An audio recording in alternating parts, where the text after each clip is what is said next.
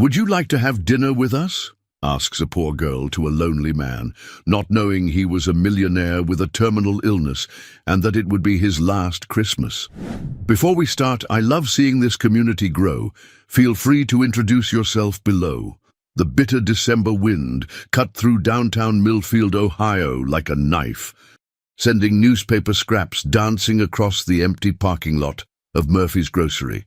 Most folks were home by now, warm kitchens filled with the smell of Christmas Eve dinner and children's laughter echoing through brightly lit houses.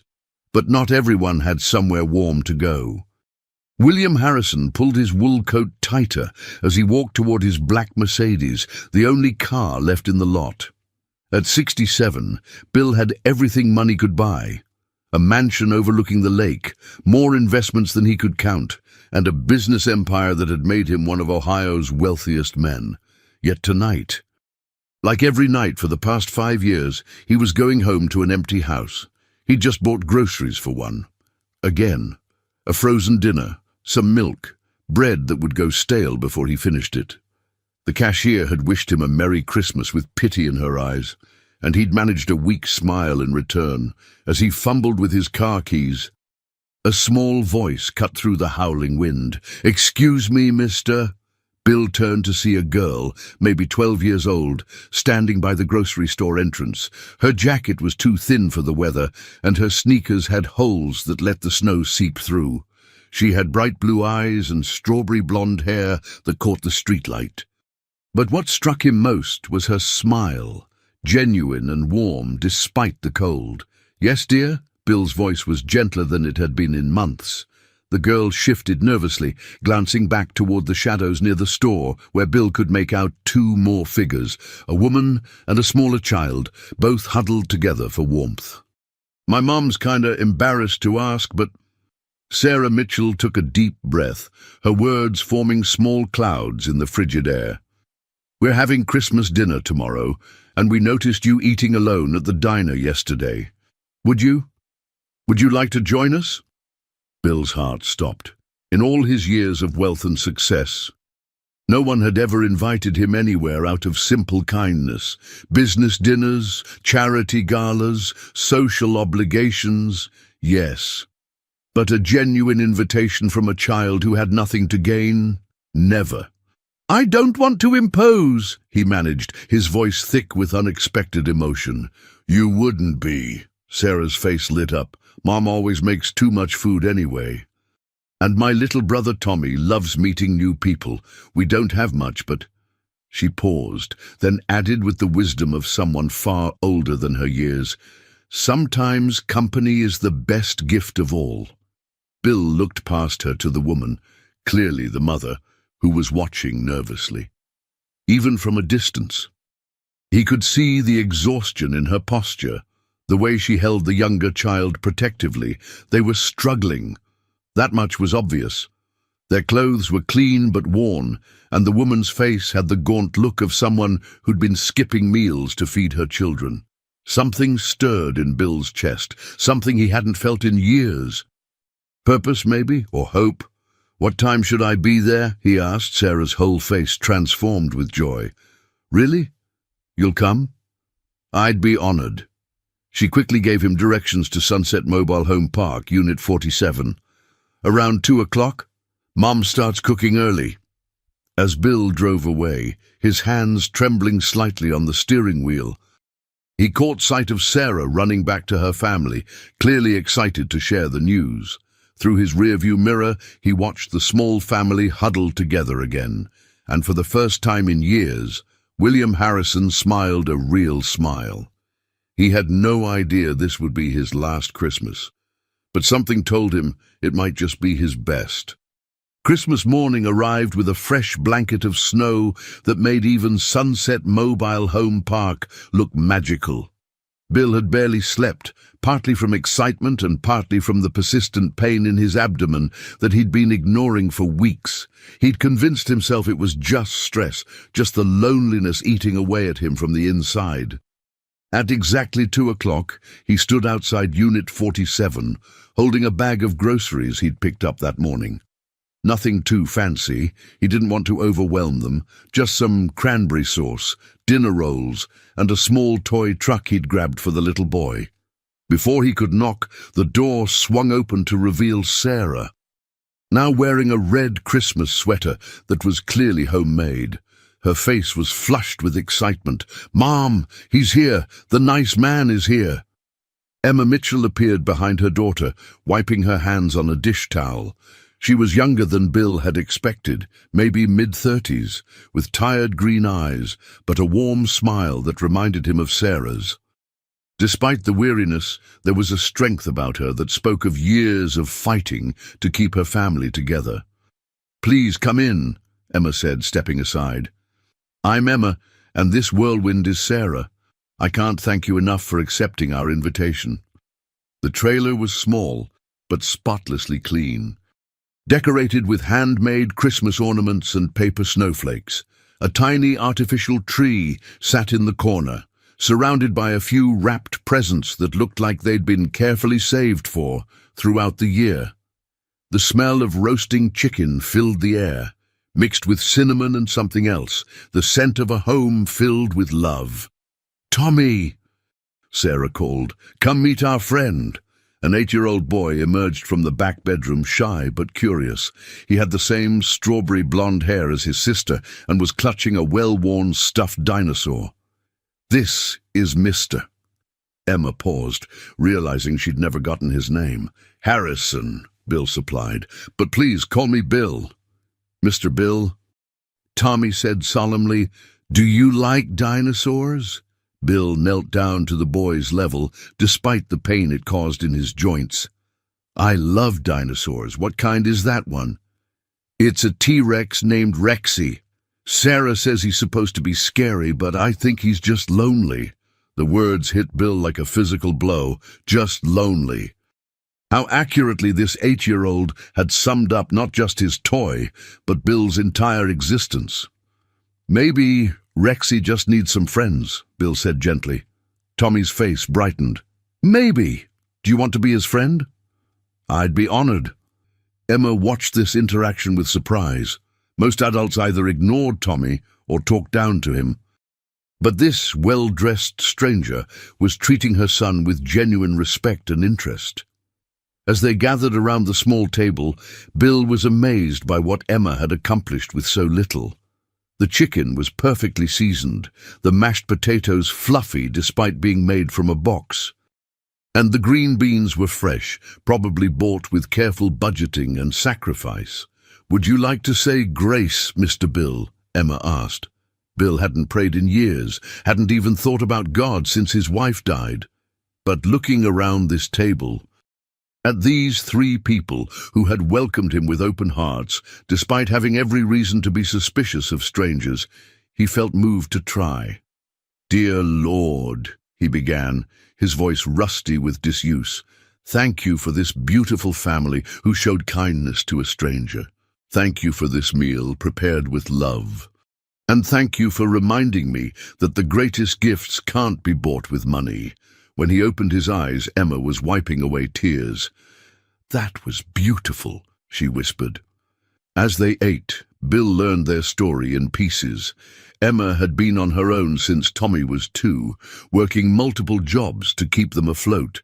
Sarah was incredibly bright, maintaining straight A's despite helping care for Tommy and doing household chores that most 12-year-olds never had to think about. "What do you do for work?" Emma asked politely. "I'm retired," Bill said simply, not wanting to burden them with talk of wealth when they clearly had so little. "I worked in business for many years." "That's nice," Sarah said. "Mom works at the diner and cleans offices at night. She works really hard." Emma blushed. "Sarah, it's true. You're the hardest working person I know." Bill watched this exchange, his heart breaking and healing simultaneously. These children saw their mother as a hero, and she was. Emma Mitchell was doing everything right, with almost nothing to work with. After dinner, they played board games around the coffee table. Bill found himself laughing, actually laughing for the first time in years as Tommy made silly voices for his game pieces, and Sarah demonstrated her surprisingly strategic mind. As evening approached, Bill knew he had to leave, but something had changed inside him. The emptiness that had defined his life for so long felt smaller, pushed back by the warmth of this family's acceptance. "Thank you," he said to Emma as Sarah and Tommy hugged him goodbye. "This has been the best Christmas I've had in years." "Thank you for coming," Emma replied. "The kids loved having you here, I hope. Well, I hope you'll visit again sometime." As Bill walked to his car, Sarah called out, "Mr. Bill, will you come back soon?" He turned back, seeing all three of them framed in the doorway, light spilling out around them into the dark night. "I'd like that very much," he said. And for the first time in 5 years, William Harrison went home feeling like he belonged somewhere. 3 days after Christmas, Bill found himself driving back towards Sunset Mobile Home Park. He told himself he was just checking on them, making sure they were okay after the holidays. But the truth was simpler and more complex than that.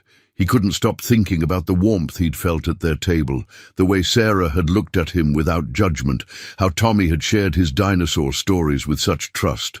The pain in his abdomen had been getting worse, sharp stabs that took his breath away when he thought no one was looking.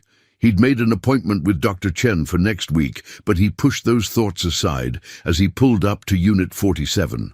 Sarah was outside, building a snowman with Tommy despite the cold. When she saw his car, her face lit up like Christmas morning all over again. "Mr. Bill!" "You came back." Emma appeared in the doorway, looking surprised but pleased. She was wearing scrubs, probably getting ready for her shift at the diner. "I hope I'm not intruding," Bill said as the children ran to greet him. "I was in the neighborhood and thought I'd stop by." It was a lie, and Emma seemed to know it, but she smiled anyway. "Of course not. Kids, let Mr. Bill warm up inside. I have to leave for work in a few minutes." "Can Mr. Bill help us finish our snowman?" Tommy asked, tugging on Bill's coat. "If he wants to," Emma said, checking her watch. "But don't keep him out in the cold too long." Bill found himself on his knees in the snow, helping Tommy and Sarah roll the perfect head for their creation. His expensive wool coat would probably be ruined, but he couldn't remember the last time he'd cared so little about something so expensive. "He needs a carrot nose," Sarah declared. "And rocks for eyes," Tommy added. "But the good kind of rocks, not the mean ones." "There are mean rocks?" Bill asked, genuinely curious. "Oh yes," Tommy said seriously. "The pointy ones that hurt when you step on them. But smooth rocks are nice. They just want to be helpful." Bill was struck again by this child's simple wisdom, his ability to see personality and intention in everything around him. When had he lost that kind of wonder? After Emma left for work, Bill found himself naturally settling into helping with homework and preparing dinner. Sarah was working on a book report about Bridge to Terabithia, and Tommy was practicing his letters, his tongue sticking out in concentration. "Is this word right?" Tommy asked, showing Bill a paper covered in careful crayon letters. Bill looked at the page where Tommy had written "friend" in large, shaky letters. "Almost perfect," Bill said gently. "Friend has an I in it, Friend. But the most important part is that you know what it means.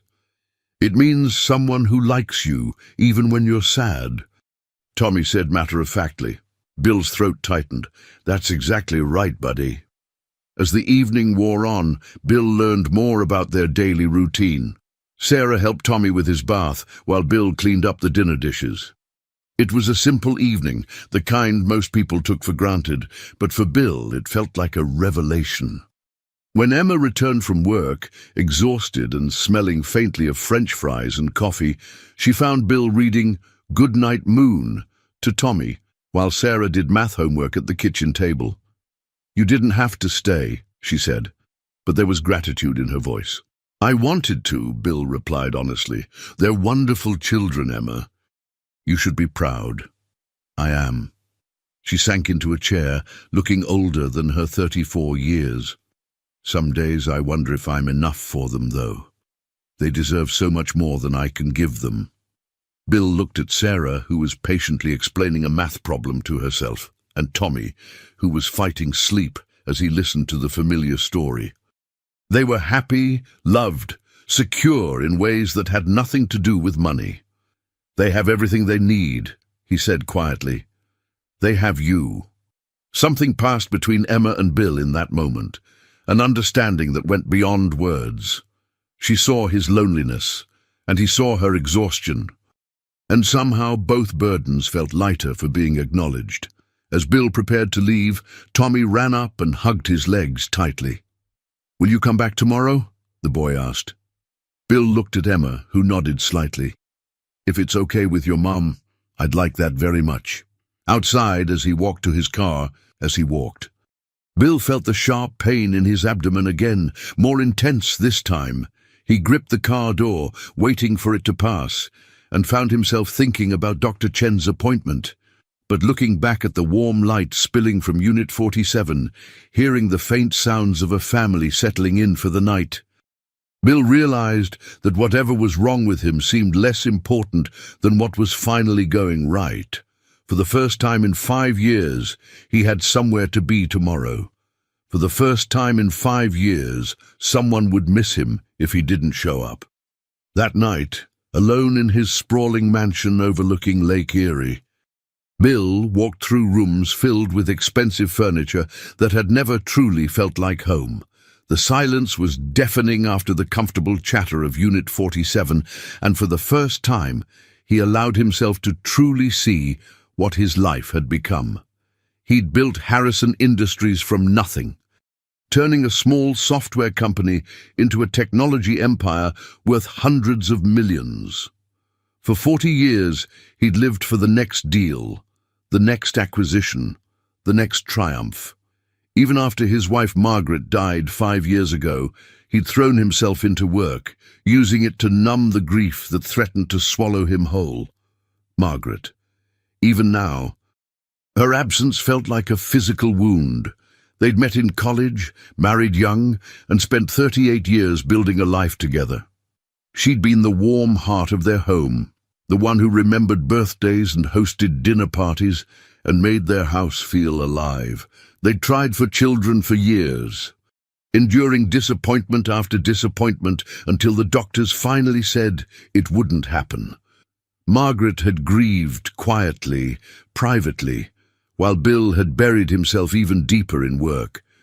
They'd talked about adoption, but somehow the years had slipped away, and before they knew it, they were in their 50s, set in their ways, convincing themselves they were content with just each other. Now, wandering through rooms Margaret had decorated with such care, Bill understood what a fool he'd been. All those missed dinners, all those business trips that could have been delayed, all those moments he'd chosen profit over presents. What had any of it mattered now? He paused in Margaret's sitting room, where her reading chair still held the book she'd been reading the night she died. A heart attack, sudden and merciless, while he was in Chicago closing a deal.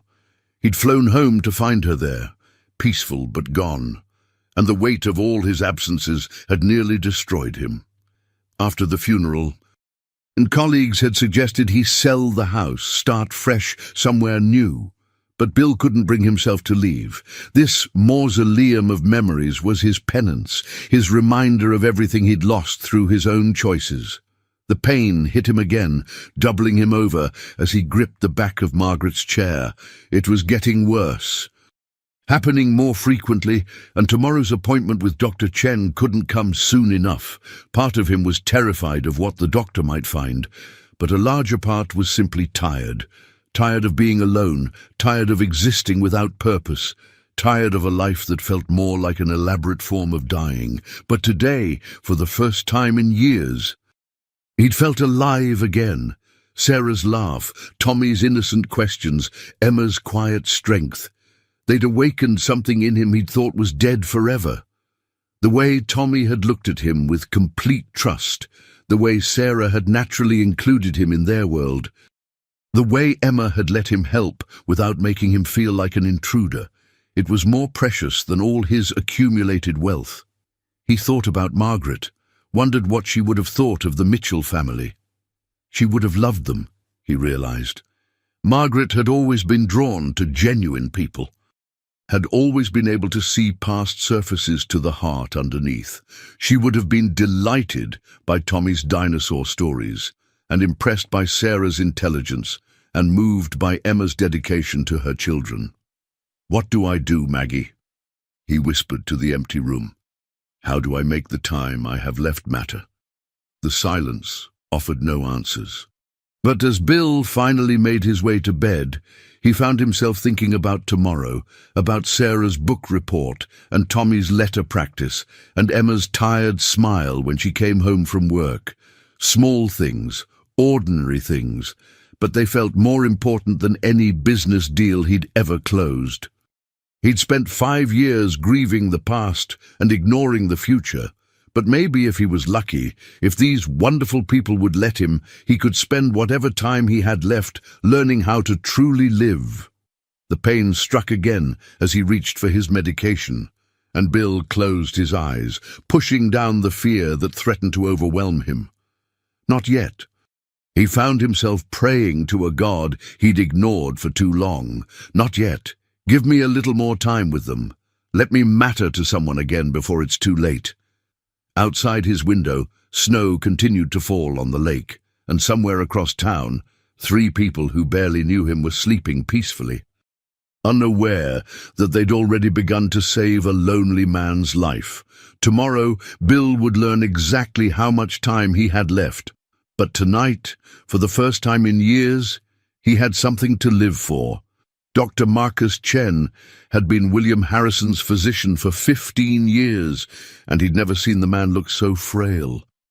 Bill sat on the examination table in a hospital gown that made him appear smaller, older, more vulnerable than the powerful businessman who usually strode into his office in perfectly tailored suits. "The blood work confirms what the CT scan showed," Dr. Chen said gently, pulling up a chair to sit at eye level with his patient. "Bill, I'm sorry to tell you this, but you have pancreatic cancer, stage 4. Bill had prepared himself for bad news, but the word still hit him like a physical blow. "How long?"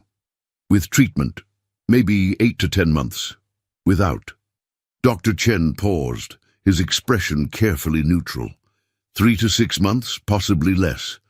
The room seemed to spin around Bill as he processed this information. 3 to 6 months. He thought of Tommy's eager face, Sarah's bright smile, Emma's quiet strength. He'd just found them, just discovered what it felt like to belong somewhere again. And now, what would treatment involve? He asked, his voice steady despite the chaos in his mind. Chemotherapy, radiation, surgery, if we can shrink the tumor enough. But I have to be honest with you. Pancreatic cancer at this stage is aggressive. Treatment might give you more time, but it would be time spent feeling sick, weak in and out of hospitals. Bill closed his eyes, thinking of Margaret's last months. She'd fought brain cancer with every ounce of strength she had, enduring treatments that left her barely recognizable, clinging to life with desperate determination. In the end, the disease had won anyway, but not before stealing her dignity, her joy, everything that had made her herself. "Can I think about it?" "Of course. But Bill..." Dr. Chen leaned forward, his voice dropping to the tone he reserved for the hardest conversations. "Is there anyone you'd like me to call? Family? Friends? This isn't something you should face alone." Bill almost laughed at the irony. Until a week ago, the answer would have been a resounding no. He had distant cousins he hadn't spoken to in years, business associates who would send expensive flowers and then forget about him, a staff who would mourn appropriately and move on. But now there was a 12-year-old girl who asked about dinosaurs and helped with homework. An 8-year-old boy who saw personality in rocks and trusted strangers with innocent faith, and a 34-year-old woman who worked herself to exhaustion to provide for her children and still found room in her heart to invite a lonely old man to dinner. There might be, he said quietly. I'll let you know. Lee, the drive from the medical center back to Sunset Mobile Home Park, felt like traveling between two different worlds. In one, he was William Harrison, wealthy businessman, facing a terminal diagnosis with the cold efficiency that had characterized most of his adult life. In the other, he was Mr. Bill, friend to dinosaurs and helper with homework. Someone who mattered not for what he owned, but for who he was becoming. When he arrived at Unit 47, Sarah was outside again, this time helping Tommy build what appeared to be a snow fort. Their faces lit up when they saw him, and Bill felt his heart clench with the terrible knowledge of what he now carried. "Mr. Bill," Tommy called, "look! We're making a castle for Rexy." Bill knelt beside them, grateful for the distraction of their project. "That's the finest dinosaur castle I've ever seen," he said, helping them pack snow into the walls. "Are you okay?" Sarah asked, studying his face with the intuitive awareness that some children possessed. "You look sad." Bill forced a smile. "Just tired, sweetheart. Doctor's appointments can be exhausting." Emma emerged from the trailer, already dressed for her evening shift at the diner. She took one look at Bill and immediately crossed to him, her expression concerned. "Everything all right?" she asked quietly.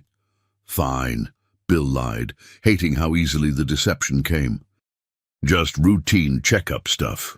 But Emma's eyes lingered on his face, and Bill realized that lying to her felt wrong in a way that lying to business associates never had.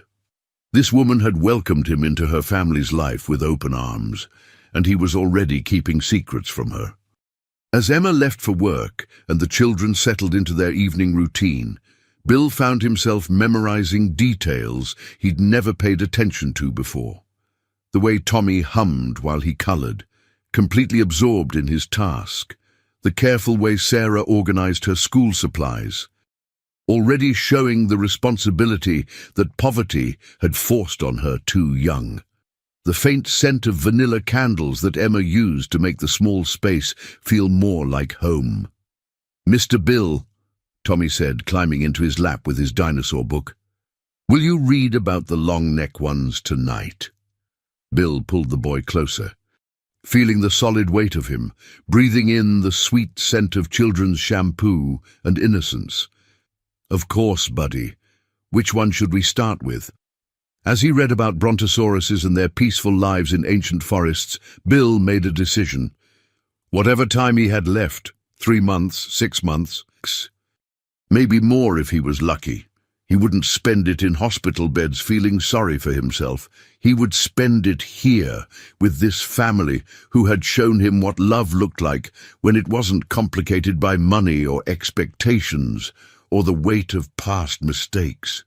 He would spend it learning how to be the man Margaret had always believed he could be. He would spend it making sure that when his time came, 3 people who had barely known him would remember him not as a wealthy stranger, but as someone who had truly mattered in their lives. The only question now was how much of the truth he could bear to tell them, and when. 2 weeks into January, weeks into, Bill had fallen into a routine that felt more natural than anything had in years. He arrived at Unit 47 each afternoon, helped with homework, played with the children, and stayed for dinner. Emma had stopped protesting his contributions to their meals, accepting his grocery offerings with grace that came from understanding how much he needed to feel useful. What she didn't know was that each bag of groceries, each small gift for the children, each time he quietly paid their overdue electric bill or slipped money into her coat pocket, was being carefully documented by his lawyer. Bill had begun the delicate process of restructuring his will and estate, creating a trust that would provide for the Mitchell family without overwhelming them. But tonight, something was different. Emma was quiet during dinner, distracted in a way that had both children shooting worried glances in her direction. "Mom?" Sarah asked as they cleared the table. "Is everything okay?" Emma forced a smile. "Everything's fine, honey. Why don't you help Tommy with his bath while I talk to Mr. Bill?" When the children were out of earshot, Emma sank into a chair and buried her face in her hands. "I'm sorry," she whispered. "I didn't want them to see me like this." Bill immediately moved to the chair beside her. "What's wrong?" "I lost my job at the diner today." The words came out flat, defeated. "New owner wants to bring in his own people, and the cleaning company called. They're cutting back on office buildings, so those shifts are gone too." Bill felt something cold settle in his stomach. "Emma, I'm so sorry. I have maybe 3 weeks of savings if I'm careful, 3 weeks to find something new, or—" She gestured helplessly around the small trailer that represented everything she'd worked so hard to provide for her children. "There has to be something. In Millfield?" Emma laughed bitterly. "I've been looking for better work for years. There's nothing here that pays enough to support 3 people. I might have to." She stopped, unable to voice the words. "What?" "Move in with my sister in Cleveland. She's offered before, but her apartment is tiny, and the kids would have to change schools, leave their friends." Tears started rolling down her cheeks. "Sarah's finally settled somewhere, doing well in school, and Tommy's just started to come out of his shell. And now I have to tear their whole world apart because I can't provide for them." Bill watched this woman who had shown him such kindness collapse under the weight of fears he could solve with a single phone call. His fortune was vast enough that he could buy the entire mobile home park without feeling the expense, could set up a trust that would ensure the Mitchell family never worried about money again. But he also understood, with painful clarity, that simply throwing money at the problem wasn't the answer. Emma Mitchell had pride, dignity, and the fierce independence that came from years of fighting to take care of her family alone. If he revealed his wealth now, if he tried to solve everything with checks and charity, he might lose the very thing that had made their friendship so precious. The fact that they cared about him not for what he had, but for who he was. "How much time do you have before you'd need to move?" he asked carefully. "End of February, maybe early March. The rent's paid through then." Bill's mind raced. 6 weeks. In 6 weeks, Emma would have to make a choice that would devastate her children, all because she couldn't find work that paid a living wage in a small town with limited opportunities, unless he could find another way. "Emma," he said slowly, an idea beginning to form. "What if I told you I might know of something? A job opportunity that could work?" She looked up at him with desperate hope. "What kind of job?" Bill thought quickly. He owned dozens of properties, businesses, investments throughout Ohio. Surely there was something, some position that would allow Emma to use her skills while staying in Millfield. Something that wouldn't feel like charity, but would pay enough to support her family. "Let me make some calls," he said. "I have some business contacts who might know of opportunities. Just don't give up yet, okay?" Emma reached over and squeezed his hand. "I don't know what I did to deserve a friend like you." The irony of her words wasn't lost on Bill. She was thanking him for a kindness he hadn't even extended yet. While he was sitting on the resources to solve all her problems and wrestling with how to help without destroying the authenticity of their relationship. From the bathroom came the sound of Tommy giggling and Sarah's patient voice explaining why soap couldn't be used as finger paint. Normal sounds of a normal evening in a family that might be torn apart by economics and circumstances beyond their control. Bill made a silent vow as he listened to those sounds. He would find a way to help that preserved Emma's dignity and kept this family together, and when his time came, which Dr. Chen had reminded him would be sooner rather than later, he would make sure they were secure enough that his absence wouldn't destroy the stability he'd grown to love being part of. He just had to figure out how to be their guardian angel, without revealing that he could afford to buy them wings. The children returned from the bathroom, Tommy in his dinosaur pajamas and Sarah carrying a stack of library books. As they settled into their evening routine of reading and quiet play, Bill watched Emma's face and saw her pushing down her fears for her children's sake. She was the strongest person he'd ever known, and she deserved a miracle.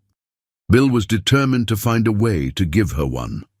The next morning, Bill sat in his home office, surrounded by financial documents and business contacts, his mind racing with possibilities.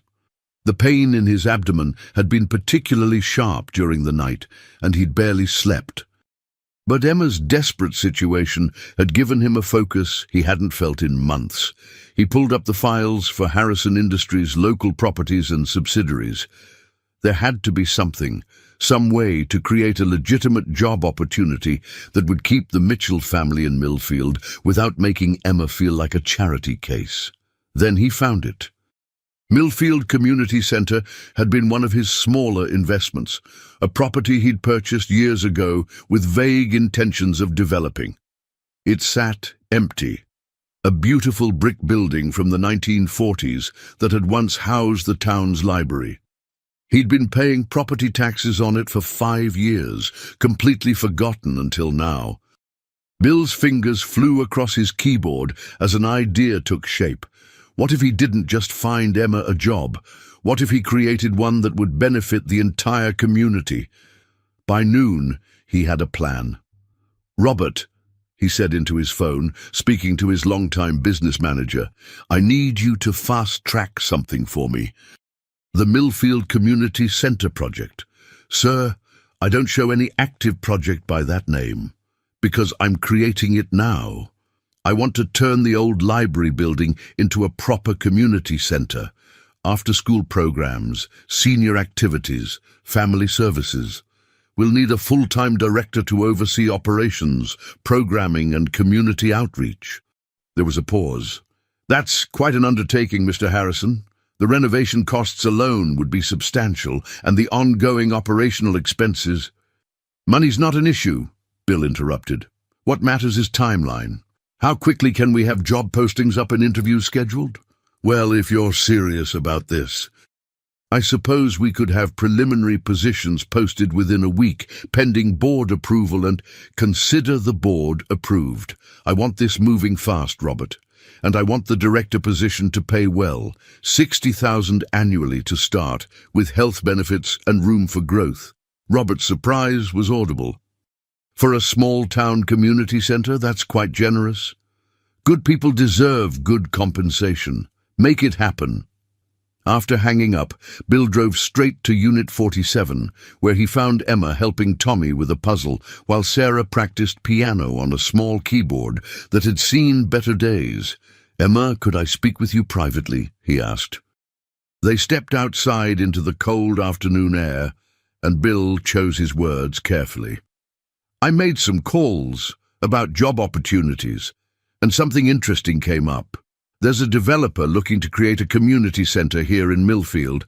After-school programs, senior services, that sort of thing. They're looking for someone to run it." Emma's eyes lit up cautiously. What kind of qualifications would they need? Someone with experience, managing multiple responsibilities, working with families, understanding community needs. Someone who knows how to stretch a budget and make things work with limited resources. Bill paused. "Someone exactly like you." "Bill, I don't have any formal education in community management, or you've been managing a community of 3 for years, Emma. You know every family in this park. You volunteer at the school. You understand what people need because you've needed it yourself. That's worth more than any degree." Emma was quiet for a long moment, hope and skepticism warring in her expression. When would they be interviewing? Next week. The pay would be $60,000 a year plus benefits. Emma's knees nearly buckled. $60,000? Bill, that's more than I've ever dreamed of making. Are you sure this is real? The desperate hope in her voice nearly broke Bill's heart. He was offering her security, the chance to provide for her children without the constant fear of financial catastrophe, and the knowledge that he was essentially buying her that security with his own money felt both right and terrifying. "It's real," he said simply. "Would you be interested?" "Interested?" Emma laughed, tears starting to fall. "Bill, This could change everything for us. The kids could stay in their school, we could stay in our home, I could actually plan for their future instead of just surviving day to day.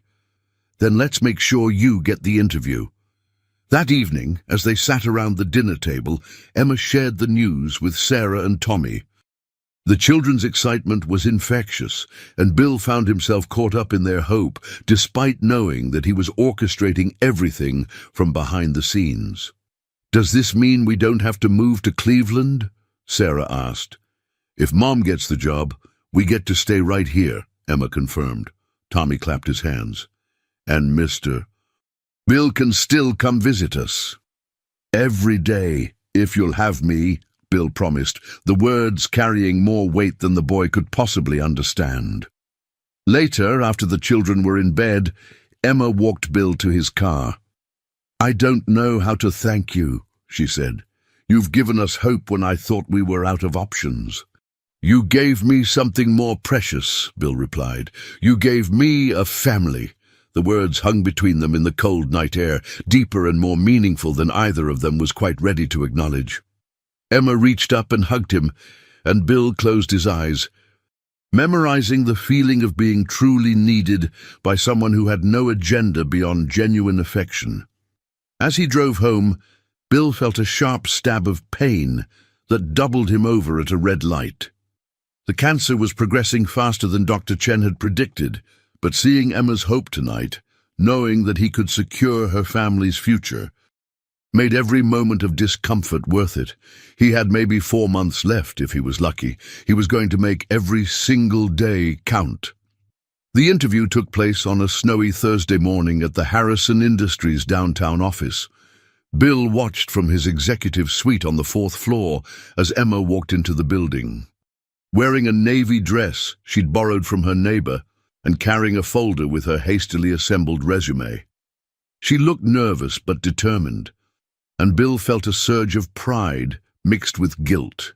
She had no idea that the 3-person interview panel consisted of his hand-picked employees, or that the job had been created specifically for her. Robert Mitchell, his business manager, conducted the interview with professional thoroughness. Bill had insisted that Emma be evaluated fairly. If she couldn't handle the responsibilities, he'd find another way to help her.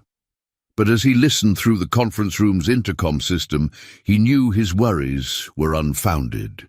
"Tell us about a time you had to manage multiple priorities with limited resources," asked Janet Stevens, the HR director. Emma's response was thoughtful and detailed, drawing on her experience juggling 2 jobs while raising 2 children alone.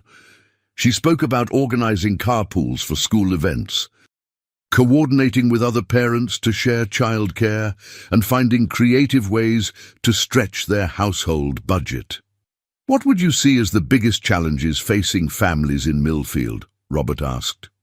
"Lack of affordable childcare," Emma said immediately. "So many parents, especially single mothers, can't work because they can't afford daycare. And our kids need safe places to go after school, somewhere they can get help with homework, participate in activities, just be kids without their parents worrying about what they're doing." She talked about elderly residents who were isolated and lonely, about teenagers who had nowhere to go that wasn't the parking lot behind the gas station. She painted a picture of a community that needed exactly what Bill was proposing to build. "Why do you want this position?" Janet asked finally. Emma was quiet for a moment, choosing her words carefully. "Because I know what it's like to need help and not know where to find it. I know what it's like to watch your children go without because there aren't enough opportunities. If I could be the person who connects families with resources, who creates programs that actually meet people where they are, that would be the most meaningful work I could imagine." Bill closed his eyes, listening to the genuine passion in her voice. She wasn't just answering interview questions, she was describing her calling. An hour later, Robert called Bill's office. "Sir, I have to say, Mrs. Mitchell is exactly what this position needs. Her understanding of community needs is exceptional. And her ideas for programming are both practical and innovative. So you're recommending her for the position. Without hesitation, when would you like us to extend the offer? Today, Bill said. And Robert, start the building renovations immediately. I want this center operational within 2 months. That afternoon, Bill waited at Unit 47 with barely contained excitement. Sarah was at school, Tommy was napping, and when Emma's car pulled into the small driveway, Bill met her at the door. "Well?" he asked, though he already knew the answer. Emma's face was radiant with joy and disbelief. "I got it, Bill. I actually got it." She burst into tears then, all the stress and fear of the past months pouring out of her. Bill held her as she sobbed against his shoulder, her relief so profound it was almost painful to witness. $60,000 a year, she whispered against his coat. Health insurance, a chance to actually help people. "I keep thinking I'm going to wake up and find out it was all a dream." "It's real," Bill assured her, his voice thick with emotion. "You earned this, Emma. They didn't hire you because they felt sorry for you. They hired you because you're exactly what the community needs."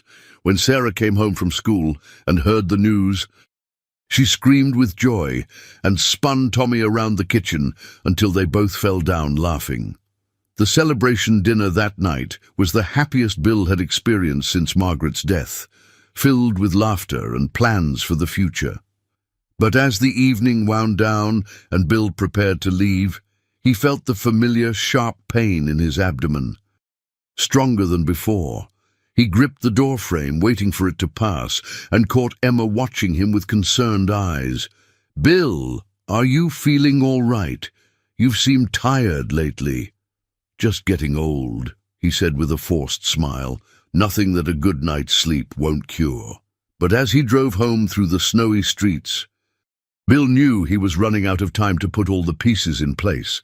Emma's job was secured, but there were still so many things he needed to arrange, so many ways he wanted to ensure the Mitchell family's future was protected.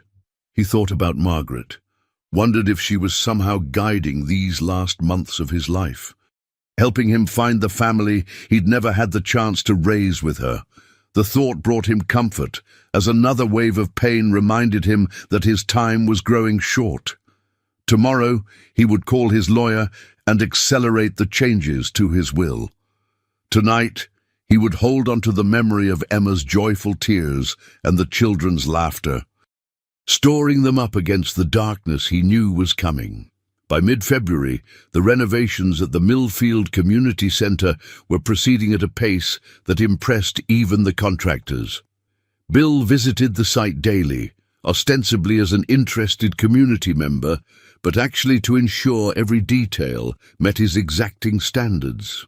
The building was being transformed into something beautiful and functional, a large, multi-purpose room for events and activities, smaller rooms for tutoring and support groups, a commercial kitchen for cooking classes and community meals, and a children's play area that would have made Disney proud.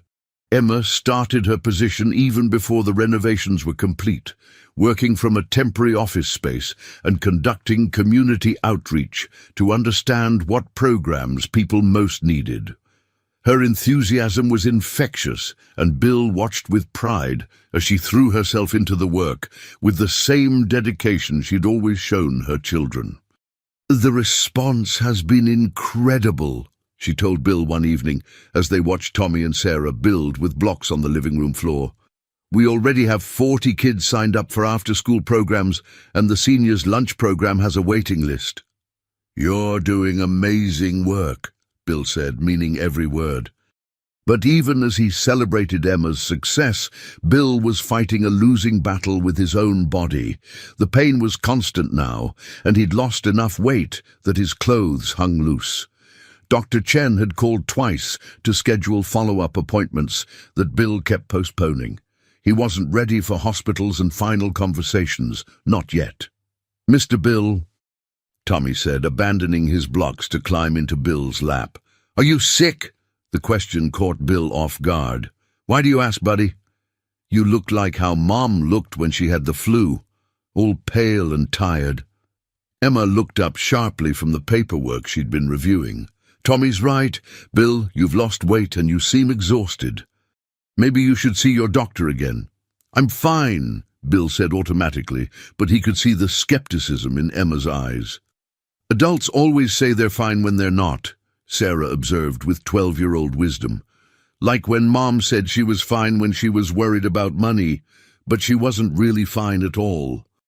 Bill found himself caught between three sets of concerned eyes, and for a moment he almost told them the truth. Almost said that he was dying, that his time with them was measured in weeks rather than months, that every day he spent in their warm kitchen was borrowed time. Instead, he deflected. "I promise I'll see my doctor soon, okay?" Promise, Tommy insisted, holding out his pinky finger. Bill linked their pinkies together, the childish gesture somehow carrying more weight than any business contract he'd ever signed. Promise. That night, alone in his mansion, Bill finally returned Dr. Chen's calls. "The blood work from last month shows significant progression," Dr. Chen said gently. "Bill, I really think we need to discuss treatment options or at least pain management. You're suffering unnecessarily."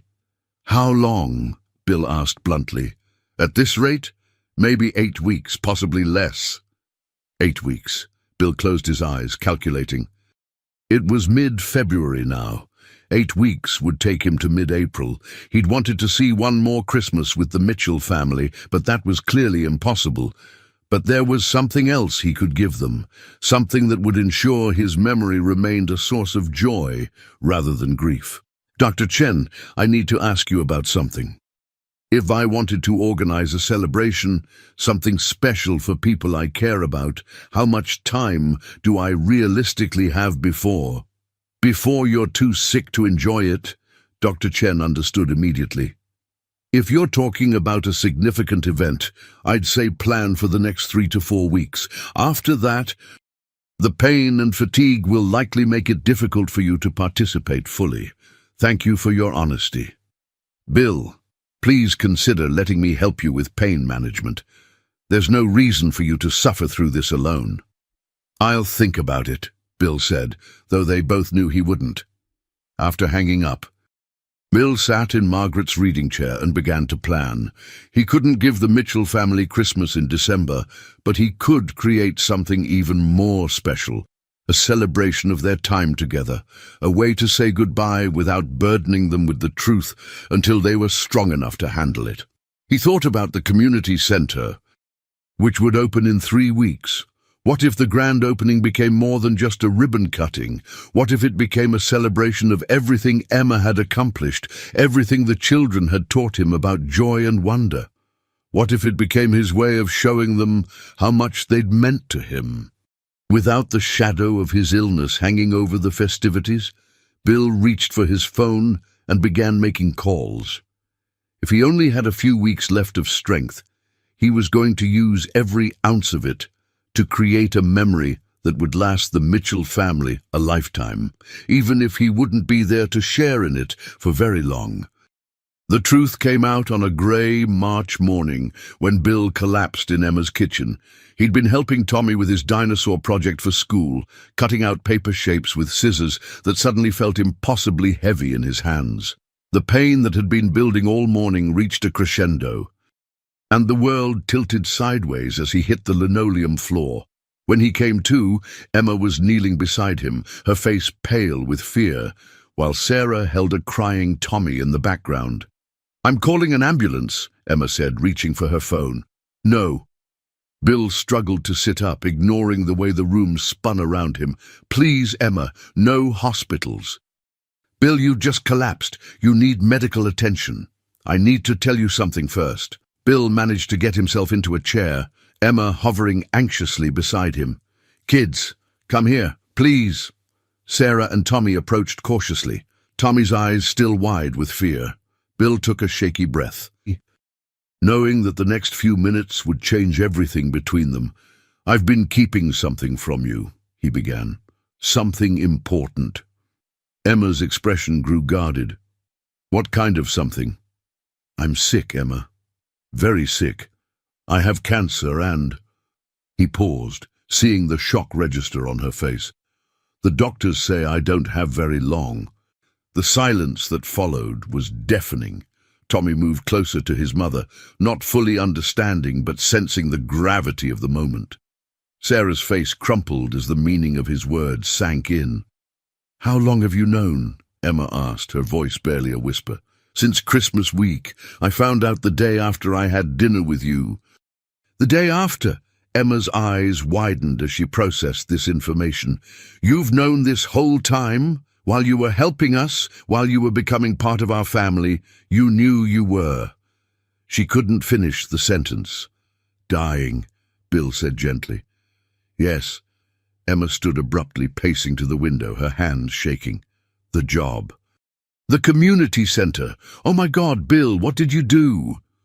This was the moment Bill had been dreading, the moment when Emma would realize that their entire relationship had been built on deception, that the job she'd earned through her own merit was actually purchased with his guilt and desperation. "Emma, please let me explain." "Are you William Harrison?" she asked suddenly, turning from the window. "Harrison Industries, the billionaire who owns half of downtown?" Bill's silence was answer enough. "Oh my God." Emma sank into a chair, her face in her hands. "Oh my God, I'm such an idiot. The job interview, the community center. All of it. You bought it for me. You felt sorry for the poor single mother and decided to play fairy godmother. It wasn't like that. Wasn't it?" Emma's eyes blazed with hurt and anger. "You sat in my kitchen for months, watching me worry about money, watching me cry about possibly losing my children's stability. And you could have solved everything with pocket change." "I wanted to help, but I also wanted it to be real between us," Bill said desperately. "If I'd told you who I was from the beginning, would you have let me into your lives? Would you have seen me as just Bill? Or would I have been another rich man, trying to buy his way into feeling good about himself?" Sarah spoke for the first time since the revelation, her young voice cutting through the tension. "Are you really dying, Mr. Bill?" Bill turned to her, seeing the tears streaming down her face, and felt his heart break all over again. "Yes, sweetheart." "I am." "How long?" she asked, unconsciously echoing the question he'd asked Dr. Chen. "Not very long, maybe a few weeks." Tommy had been listening with the incomplete understanding of an 8-year-old, but now he burst into tears. "I don't want you to die. You're our friend." Bill knelt down despite the pain it caused, pulling the boy into his arms. "I don't want to die either, buddy, but sometimes these things happen and we can't change them." "But why didn't you tell us?" Sarah demanded, her voice breaking. "We could have helped you. We could have taken care of you like you took care of us. Because I wanted the time we had to be about living, not dying." Bill said honestly. "I wanted to be your friend Bill, not the sick man you felt sorry for." Emma was quiet for a long moment, processing everything she'd learned. Finally, she spoke, her voice steady but strained. "The community center job, is it real? Am I actually qualified, or was it all an elaborate charity case?" "You're overqualified," Bill said firmly.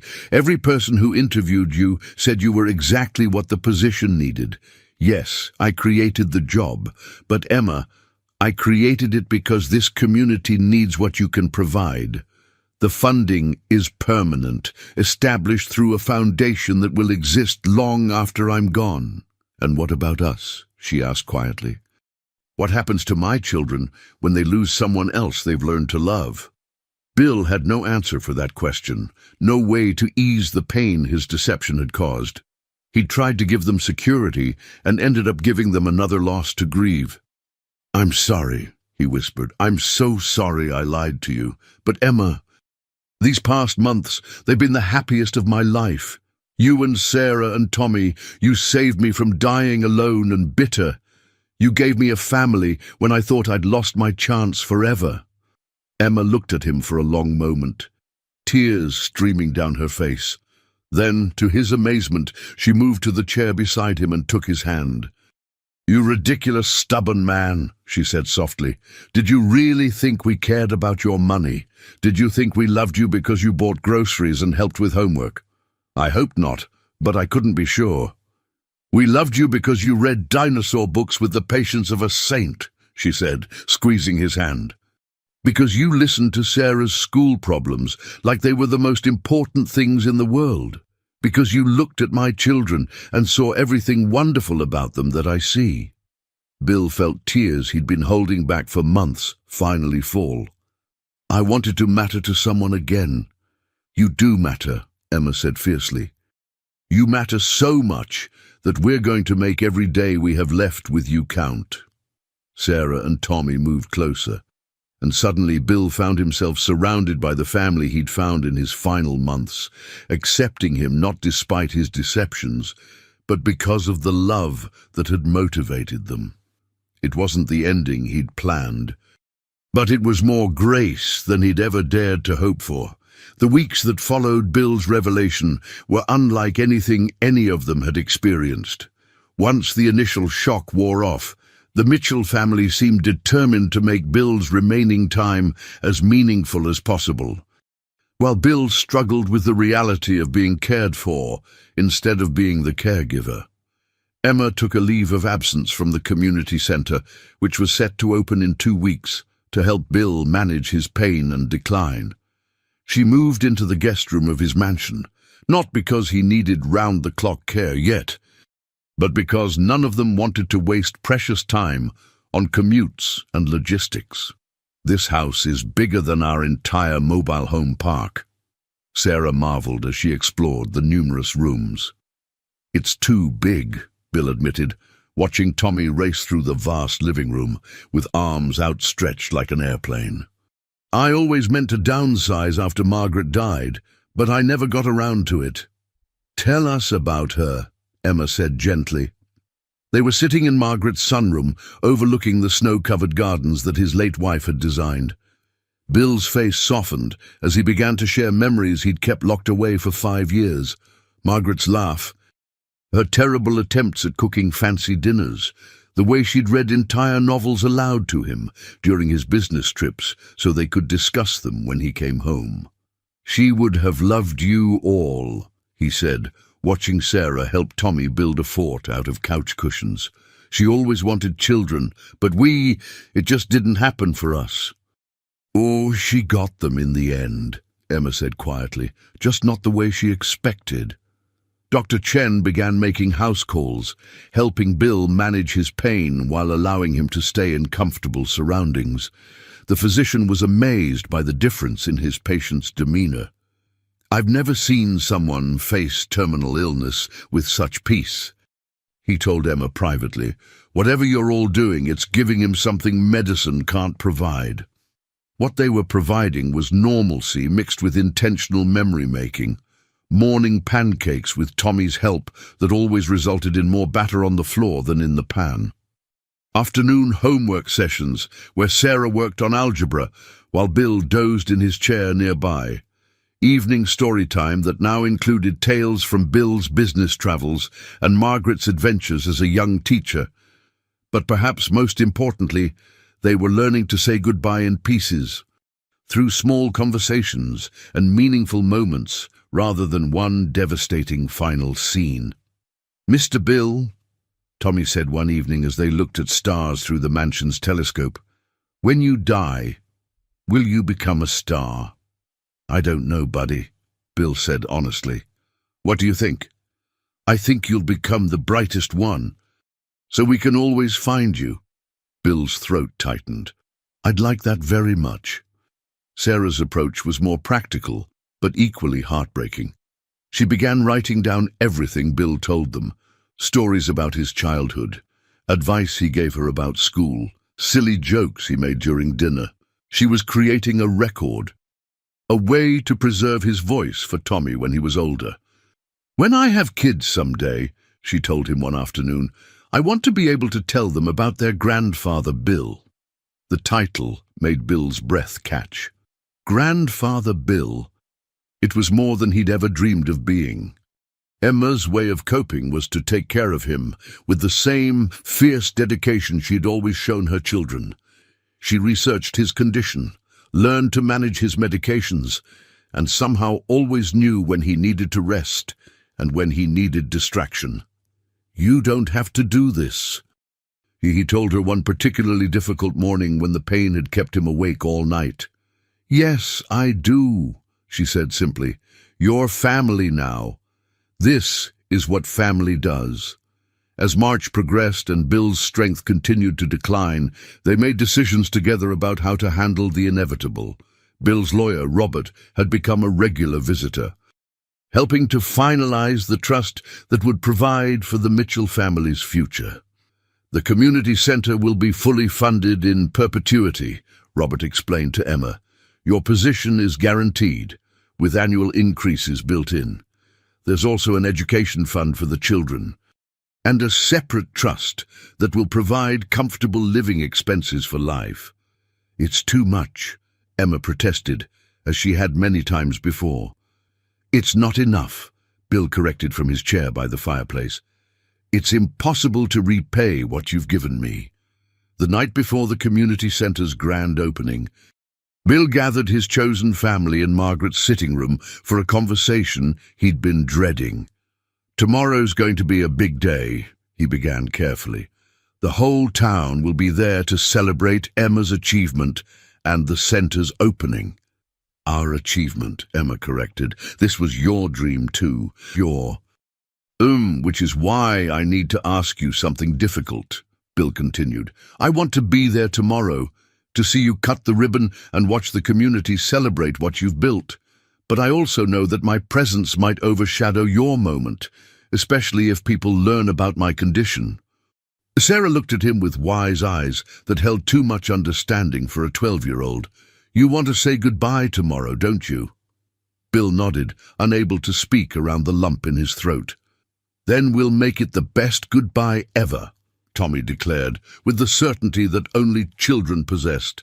And in that moment, surrounded by the family he'd found in his final months, Bill knew that whatever tomorrow brought, he was ready to face it with grace and gratitude.